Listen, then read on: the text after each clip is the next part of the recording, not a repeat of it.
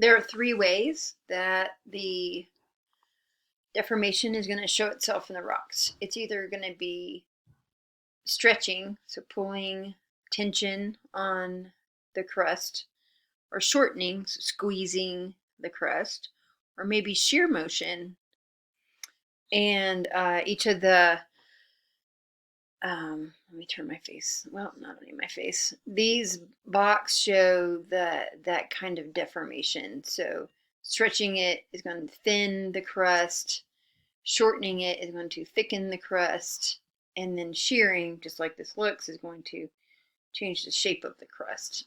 The example they use here is a brachiopod, so a little fossil.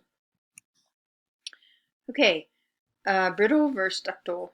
There are two, so those were three kind of styles of deformation or strains that are going to occur, and the result is going to be deformation. And the deformation is either going to be brittle or ductile. And the brittle or ductile distinction is going to be either it's going to be a warm rock and therefore maybe flow deep in the earth, and that is ductile, or it's going to be a cooler rock closer to the Earth's surface, and instead of flowing, it's going to break by fracturing.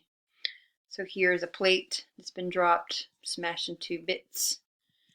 And then ductile, here we have a big geology textbook sitting on some dough and squishing that dough. So this is going to happen deeper in the crust.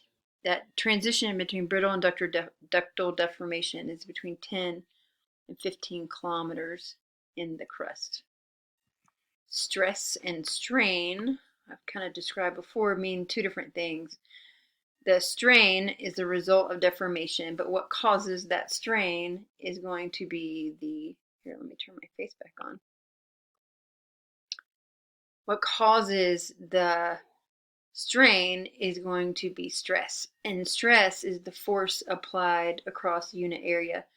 Both of those can be quantified. So in a structural geology class, you would do pretty advanced math problems to figure out the amount of strain and what that looks like with the stress and how the earth material deforms.